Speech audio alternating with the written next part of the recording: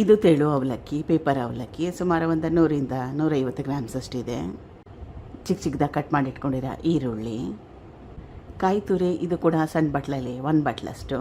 ಸಣ್ಣದಾಗಿ ಕಟ್ ಮಾಡಿ ಇಟ್ಕೊಂಡಿರೋ ಟೊಮೆಟೊ, ಸಣ್ಣದಾಗಿ ಕಟ್ ಮಾಡಿ ಇಟ್ಕೊಂಡಿರೋ ಸೌತೆಕಾಯಿ, ಕೊತ್ತಂಬರಿ ಸೊಪ್ಪು 1 ಹಿಡಿಯಷ್ಟು. ಕಲಿಸ್ಕೋಬೇಕು, ಕೈಯಲ್ಲಿ ಕಲಿಸ್ಕೊಂಡ್ರೆ ಒಳ್ಳೆಯದು. ಸಣ್ಣ ಚಮಚದಲ್ಲಿ 2 ಚಮಚದಷ್ಟು ಎಣ್ಣೆ, ಸಾಸಿವೆ ಸಣ್ಣ ಚಮಚದಲ್ಲಿ 1 ಚಮಚದಷ್ಟು, ಕಡಲೆ ಬೀಜ ಸುಮಾರು ಒಂದು 3ರಿಂದ 4 ಟೇಬಲ್ ಸ್ಪೂನ್ ಅಷ್ಟು. ಕಡಲೆ ಬೀಜ ಕೆಂಪಾಗಲಿ. ಕರಿಬೇವಿನ ಎಲೆಗಳು ಸುಮಾರು ಒಂದು 10ರಿಂದ 15 ಅಷ್ಟು. ಹಸಿರು ಮೆಣಸಿನ್ಕಾಯಿ 1 ಸಣ್ಣದಾಗಿ ಕಟ್ ಮಾಡಿ ಇಟ್ಕೊಂಡಿರೋದು. ಬ್ಯಾಡಗಿ ಅಚ್ಕಾರದ ಪುಡಿ 1 ಟೇಬಲ್ ಸ್ಪೂನ್ ಅಷ್ಟು. ಸಣ್ಣ ಚಮಚದಲ್ಲಿ 1/4 ಚಮಚದಷ್ಟು ಅರಿಶಿನ.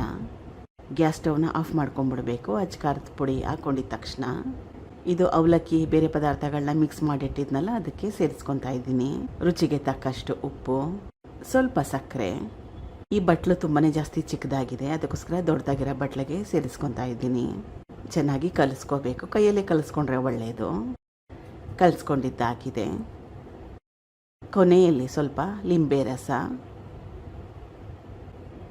ತುಂಬಾ ಟೇಸ್ಟಿಯಾಗಿ ರುಚಿಕರವಾಗಿರುತ್ತೆ. ಟೇಸ್ಟ್ ಮಾಡಿದ್ಮೇಲೆ ವಾಯ್ಸ್ ಓವರ್ನ ಕೊಟ್ಟಿದ್ದೀನಿ. ಮೊದಲೇ ಹೇಳ್ದಂಗೆ ಬೆಳಗ್ಗೆ ತಿಂಡಿ, ರಾತ್ರಿ ಊಟ, ಈವ್ನಿಂಗ್ ಸ್ನ್ಯಾಕ್ಸ್ ನಿಮ್ಗೆ ಯಾವಾಗ ಇಷ್ಟ ಆವಾಗ ಮಾಡ್ಕೊಂಡು ತಿನ್ಬೋದು.